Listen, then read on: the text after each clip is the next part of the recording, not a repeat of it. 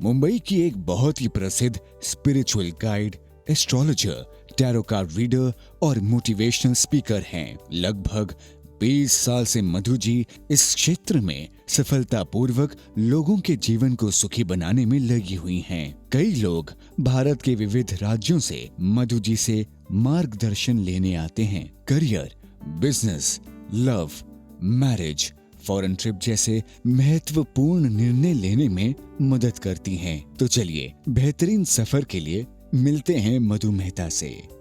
नमस्कार दर्शकों, मैं मधु मेहता। आज मैं नवरात्रि के ऊपर कुछ बात करने के लिए जा रही हूँ। नवरात्रि पर्व जो है वो एक पवित्रता का पर्व माना जाता है और यहाँ पे इसमें जागरण का एक पर्व है। ये यहाँ पे अलग अलग देवियों को यहाँ पे पूजा जाता है, जैसे दुर्गा माँ है, काली माँ है, महालक्ष्मी माँ है। ये सब माताओं का यहाँ पे जागरण होता है।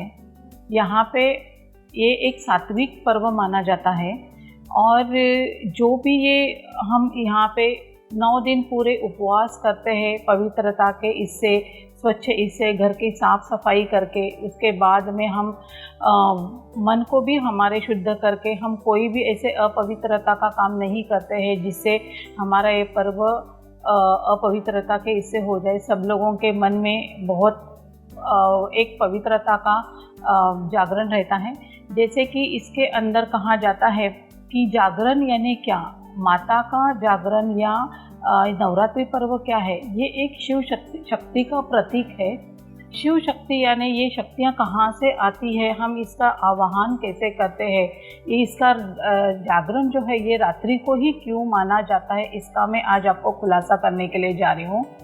रात्रि का जागरण यानी घोर अंधकार अभी जो चल रहा है कलयुग के अंत में, तो हमें ज्ञान की समझ लेना है। यहाँ पे ज्ञान के साथ में अगर हम चलते हैं तो अज्ञानता का हमारा जो हमारे मन के अंदर चला हुआ है, जो बाहर विश्व में चला है, वो अज्ञानता दूर करके ज्ञान का दीपक हमें जलाना है। तो ये जागरण इसको माना गया है।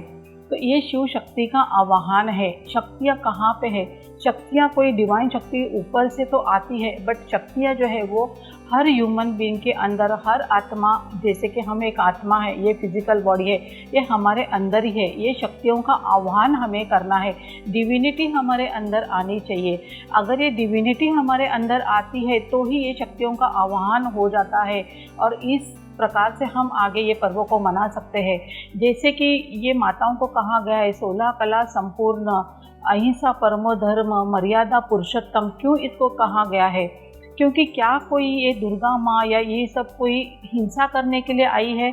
इसके हाथ में 8 शस्त्र दिखाए हुए हैं, 8 शक्तियाँ दिखाई हुई है, 8 हाथ दिखाए हुए हैं। क्या कोई भी आज साइंटिफिकली मुझे बताइए दर्शकों कि कोई ऐसी लड़की कोई आज पैदा हुई है कि 8 हाथ वाली? अगर पैदा भी होती है तो तुरंत उसको ऑपरेशन के लिए लेके जाएंगे, डर जाएंगे।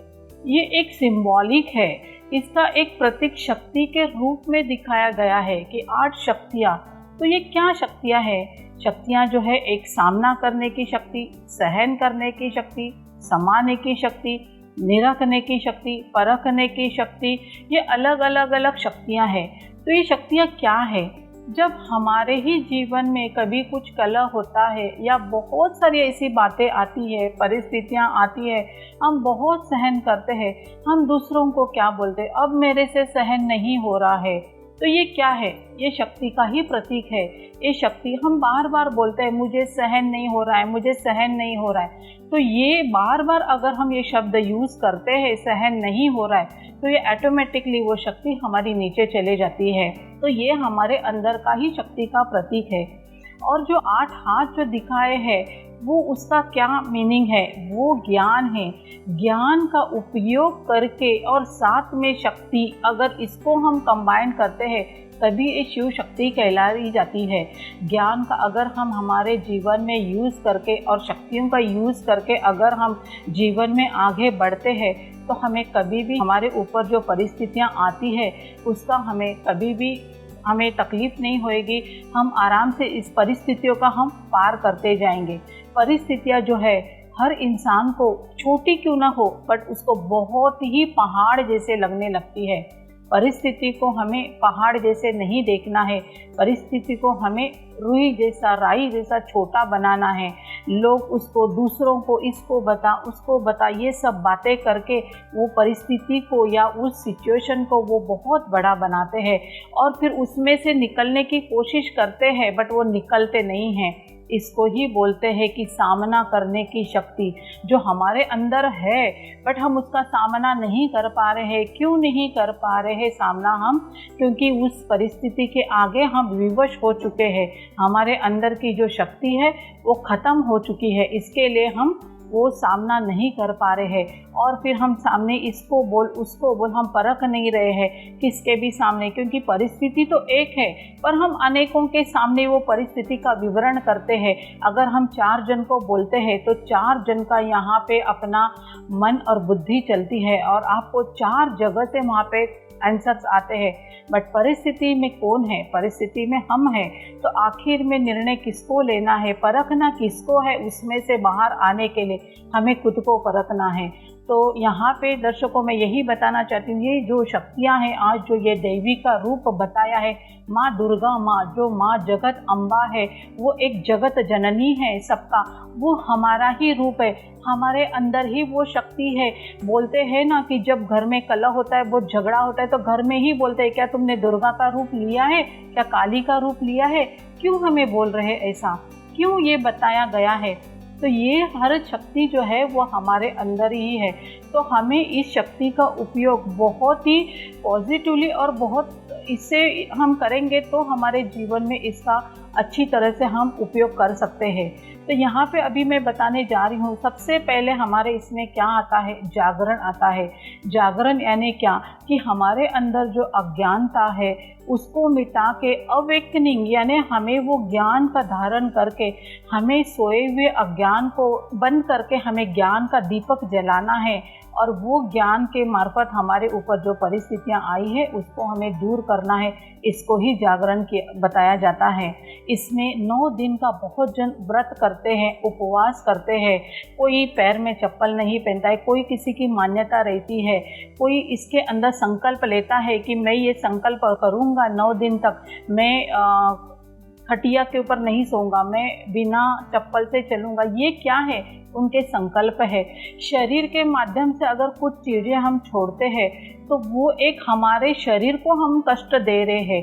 अगर संकल्प लेना है तो हम ये संकल्प ले सकते हैं, आज के बाद मैं जो भी परिस्थिति आएगी मैं उसको प्यार से और सम्मान रूप से उसका मैं सामना करूँगा। मैं आगे से किसी का भी मन या किसी का भी मैं मन नहीं दुखाऊंगा। जो भी है मैं हर संकल्प को सोच समझ के उसका हम मेरे जीवन में मैं उसका यूज़ मैं करूंगा। ये हमारे मन के अंदर के जो व्रत है या संकल्प है वो हमें करना चाहिए। यानी इसका मतलब हमें अवेकनिंग होना है, अवेयरनेस हमारे ज़िंदगी में लाना है। हर किसी के अंदर ये समझदारी नहीं रहती है, बट अगर हम आज एक बार करेंगे, दूसरी बार भी करेंगे, तीसरी बार में करेंगे तो वो हमारा संस्कार बनने वाला है, तो ही हमारा वो पैटर्न बनने वाला है। इसीलिए व्रत करो तो ऐसे इस तरीके से संकल्प करो जिससे हमारा जीवन परिवर्तन हो जाए। और परिवर्तन होने के साथ साथ में हमें किसी को बताना नहीं है कि मैंने ये चीज़ किया है। हम हमारे घर के अंदर कुछ एक फ्रेगनेंस लगाते हैं, जैसे कि रूम फ्रेशनर मारते हैं या हम हमारे ऊपर परफ्यूम मारते हैं या अगरबत्ती, तो क्या हम दुनिया वालों को नहीं बताने जाते या आस पड़ोस को नहीं बताने जाते हैं कि मैंने ये अगरबत्ती जलाई या मैंने ये परफ्यूम लगाया है? वो खुद ब खुद हमें सामने से बोलते हैं वहाँ आज आपके घर में से कुछ अलग खुशबू आ गई। तो ये क्या है? क्योंकि ये वायुमंडल के वातावरण के आपकी फ्रेगनेंस है। वो अगर आपने पॉजिटिवनेस लाया या वो संकल्पों को आपने पवित्रता के इसमें शुद्ध रूप से अगर चलाया तो किसी को बताने की ज़रूरत नहीं है, वो अपने आप वो वायुमंडल में परिवर्तन आएंगे। तो हम इस नवरात्रि से क्यों न हम ऐसे संकल्प करें कि हमारा मन और हमारी बुद्धि और हमारे संकल्प जो है वो पवित्र करे और शुद्ध करे। आगे आता है सात्विक अन्न। यहाँ इस पर्व में देखा जाता है कि कितना सात्विक अन्न लोग लेते हैं, 9 दिन का उपवास करते हैं, खान पान का त्याग करते हैं। कोई तो बहुत खाली दूध पे रहता है, कोई पानी पे रहता है, कोई फ्रूट्स पे रहता है, अन्न का त्याग करते हैं। और वैसे भी देवताओं को कभी भी प्याज और लहसुन का भोग नहीं लगाया जाता। तो यहाँ पे 9 दिन के लिए प्याज और लहसुन का त्याग किया जाता है। तो सही सी बात है कि यहाँ पे तामसिक भोजन का, जैसे कि मटन आदि जो लोग खाते हैं, उसका त्याग करते हैं। तामसिक भोजन जो है हमारे जीवन में टेम्पटिंग ज़रूर लाता है, जिससे लोगों को अच्छा लगता है। परंतु अगर आज सात्विक भोजन लोगों को बहुत बोरियत लगता है कि क्या ये अनाज है, क्या हम खाएं, पर फूड इज़ मेडिसिन। पर सात्विक अन्न जो है वो हमारे तन को तो शुद्ध रखता ही है, पर हमारे मन और बुद्धि को भी शुद्ध रखता है। इसके लिए आज देखा गया है कि ऋषि मुनि जो है, या कहीं पे भी जो भी अगर मेडिटेशन के सेंटर होते हैं या कोई भी संस्था रहती है, तो वहाँ पे किधर भी कांदा और लहसुन का यूज़ नहीं होता है, क्योंकि ये तामसिक चीज़ें हैं जो हमारे जीवन में हमारे विकारों को बढ़ाने वाली है। दूसरी बात यहाँ पे, अगर आप ये 9 दिनों से अगर ये चीज़ों का अगर हम स्टार्ट करेंगे, तो हम पूरे जीवन में ये धीरे धीरे हमारे जीवन में हम ला सकते हैं। आगे दिखाया गया है कि यहाँ पे हम देखते हैं कि 9 दिन तक दिया जलाया जाता है, अखंड दिया, की वो दिया बुझना नहीं चाहिए। ये क्या है? दिया जो है वो मिट्टी का रहता है और उसके अंदर जो घृत रहता है वो क्या है? वो तेल या घी का। बट हमारे अंदर ये जो शरीर है, ये हमारा देह जो है वे 5 तत्वों से, मिट्टी से बना हुआ है। और हमारा जो ज्ञान का जो घृत है वो सदैव जलता रहना चाहिए, ताकि दूसरे लोगों को या जो भी हमारे आसपास घर पे रहने वाले लोग हैं या बाजू के रहने वाले, हम जहाँ कहीं भी जाते हैं, वो ज्ञान का जो भी एक हमारा संस्कार है, जो हमारी एनर्जी है, वो अनेकों तक पहुँचे और उनको वो मिले। वो लगना चाहिए कि नहीं, इनमें कुछ तो बात है कि हम इनके पास बैठे और इनकी बातें सुने। आगे आता है, उसके बाद ये सब चीज़ें करने के बाद में हम रात में डांडिया रास खेलते हैं। यानी इसमें क्या है कि एक डंडी, 2 डंडियाँ दिखाई है। रास कैसा होता है कि एक डंडी पे दूसरी डंडी आती है, वो अगर प्यार से मारी जाती है तो वो रास लीला गरबा कही जाती है, और एक सुंदर तरीके से वो एक नृत्य कहलाता है और नृत्य होता है। वही हमारे जीवन में, जैसे कि घर में अगर आज मैं किसी से बात कर रही हूँ और सामने भी एक बात आती है, अगर वही डंडी अगर जोर से पड़ेगी तो क्या होगा? वहाँ पे युद्ध चालू हो जाएगा। अगर वही प्यार से पड़ेगा तो गरबा रास लीला कहा जाएगा। तो यही ये 9 दिन नवरात्रि का जो पर्व मनाया जाता है, ये इस आधार पे मनाया जाता है। तो दोस्तों, दुर्गा के हाथ में जो 8 शस्त्र दिए हुए हैं, वो 8 शक्तियों का प्रतीक है। उसके नीचे पैरों के तले जो राक्षस दिखा है, क्या कभी माताएं या कभी ये देवियाँ किसी राक्षसों का वध करेंगी, किसी का हिंसा करेंगे? ऐसा तो कभी नहीं हो सकता। ये क्या है? हमारे अंदर के विकार है।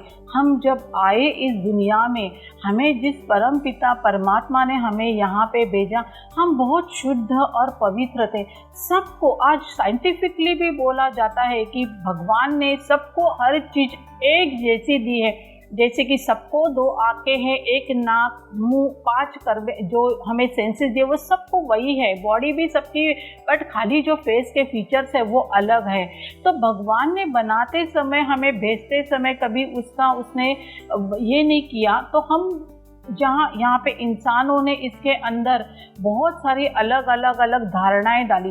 धारणा यानी क्या? कि ये धर्म, वो धर्म, इसके अंदर डालने से मनुष्य के अंदर एक धर्म के प्रति, अलग अलग धर्म के प्रति ये धारणाएं आने लगी। और हिंदू, मुसलमान, सिख, ईसाई जो भी है यहाँ पे धर्म आए। भगवान ने बनाते समय 2 ही बनाए, एक मेल और फीमेल। तो ये यहाँ पे जो जगत अम्बा या दुर्गा का रूप बताया है, जो इसके पैरों के तले रखे, तो वो हमारे विकारों का प्रतीक है। जैसे कि काम, क्रोध, लोभ, मोह, अहंकार, ये कहाँ से आए? ये यहाँ पे ही आए, इस दुनिया से हमने लिया। भगवान ने भेजते समय हमें क्या दिया? हमें प्रेम, शांति, हैप्पीनेस, पवित्रता, ये सब गुण दे के हमें भेजे। 8 शक्तियाँ दे के भेजी, जो मैंने आपको शक्तियाँ बताई, सामना करने की शक्ति, सहन करने की शक्ति, समाने की शक्ति, पवित्रता की शक्ति, ये सब शक्तियाँ ये हर इंसान के अंदर है। हम किसी के अंदर कुछ ज़्यादा है तो कुछ कम है, किसी के अंदर अगर प्यार बहुत ज़्यादा है तो हम बोलते हैं उसके अंदर पवित्रता नहीं है। तो वो चीज़ें सबके अंदर, किसी के अंदर समान नहीं है। जब बच्चा पैदा होता है, जब 2 साल तक रहता है और वो बात नहीं करता है, तब तक वो डिवाइन एनर्जी के साथ में कनेक्टेड रहता है। हम भी तो एक डिवाइन एनर्जी है। क्यों ना हम इस नवरात्रि के पर्व के अंदर हम डिवाइन बना हमारे अंदर लाए, वो ज्ञान का घृत हम जलाए और सबको हम ये ज्ञान हम दे के हम ये सब चीज़ों को हम क्या कर रहे हैं प्रैक्टिकल में, वो तो हमें करना है। वो हमें हमारे मन की शांति तो देती है, बट क्या वाकई में हमारे अंदर की एनर्जी को वो चेंज कर रहा है? हम अंदर से क्या सोच रहे हैं और बाहर क्या कर रहे हैं, वो चीज़ हमें खुद को देखनी और खुद को सोचनी है। जो भी हम करें, हमारे संकल्प, हमारे बोल और हमारे कर्म, ये तीनों चीज़ें जब साथ में होती है तो हमें कभी भी दुनिया में या कभी भी कोई भी परिस्थिति आती है तो हम उसका आसानी से हम सामना कर सकते हैं। बट अभी के ये इस जो हमारा दौर चल रहा है, जैसे कि अभी हमारा लास्ट ईयर से 2020 से जो हमारा कोरोना का जो काल चल रहा है और अभी जो ये स्ट्रेस लेवल और डिप्रेशन चल रहा है, इसमें बहुत ही लोग स्ट्रेस में और डिप्रेशन में गए और बहुत नेगेटिविटी पे गए हैं। तो लोगों को ऐसा लग रहा है कि नहीं, वो बोल रहा है या वो कर रहा है तो मैं क्यों ना करूँ। कंपैरिजन, कंपैशन, जेलसी, एंजाइटी, ये सब चीज़ें लोगों के अंदर बढ़ती मात्रा में बढ़ती जा रही है। और उसके बाद फिर लोग इधर उधर घूम रहे हैं। लोग पूछे मुझे क्या करना चाहिए, मैं ये पूजा पाठ करूँ, मैं ये यज्ञ करूँ या मैं ये व्रत करूँ तो मेरी ये परिस्थिति चेंज हो जाएगी। क्या सही में ये सब चीज़ें करने से हमारी परिस्थिति चेंज होती है?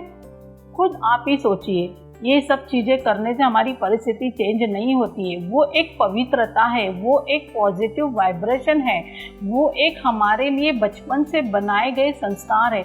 हम जब छोटे थे तभी हमें ये बताया गया था कि हमें बचपन से सिखाया, हमें सबसे पहले उठना है, नहा धो के भगवान के सामने हाथ जोड़ना है। तो यही हमारा संस्कार वो बनते आया है। तो हम बचपन से लेके अभी तक ये संस्कार हमारे अंदर हमने इमर्ज करके रखा हुआ है। तो हमने ये संस्कारों को भी इमर्ज करके रखा हुआ है, क्यों नहीं हम नहीं कर रहे हैं? अगर ये चीज़ों की अगर हम कोशिश करेंगे, डिवाइनता हमारे अंदर लाएंगे, ये शुद्धता, ये पवित्रता, ये ज्ञान का दीपक अगर हम हमारे अंदर जलाएंगे तो क्या हमारा जीवन परिवर्तन नहीं हो सकता? हम क्या कर रहे हैं? दूसरों को चेंज करने के लिए जा रहे हैं। कभी भी सामने वाला चेंज नहीं हो सकता है, क्योंकि उसका देखने का नज़रिया बहुत अलग है, हमारा अलग है। क्योंकि अगर आप कोई चीज़ के ऊपर डिबेट कर रहे हो या कोई चीज़ उसको बता रहे हो तो उसके एंगल से उसको राइट लग रहा है, आपके एंगल से उसको रॉन्ग लग रहा है। तो हम किसी को परिवर्तन नहीं कर सकते। परिवर्तन अगर लाना ही है तो हमें हमारे अंदर ही परिवर्तन लाना है। तो ये जो चक्र अभी चल रहा है परिवर्तन का, क्योंकि हर चीज़ जो चक्र में बंधी हुई है, जैसे कि हर महीना अलग अलग इसमें आता है, जनवरी, फरवरी, मार्च, अप्रैल, ये भी एक चक्र है। प्रकृति का भी चक्र है, बारिश आया, फिर ठंड आई, फिर गर्मी आई, तो ये भी एक चक्र है। तो जीवन भी हमारा एक काल चक्र है। तो क्यों हम ये काल चक्र के जैसे हम घूम तो रहे, संसार को भी 2 पैर दिखाए हुए रथ बताया है, संसार ही एक रथ है तो उसके 2 चाक है। तो हम क्यों नहीं परिवर्तन हो पा रहे? क्यों नहीं हमारे अंदर डिवाइन का हम ला रहे हैं?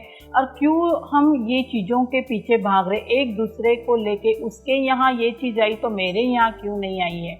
ये हमें कभी भी हमारे अंदर के विकार है। हम एक दूसरे को देख के ये चीज़ें हम हमारे अंदर बढ़ा रहे हैं। तो हमारी कितनी कैपेसिटी है, सबसे पहले हमें वो देखना है।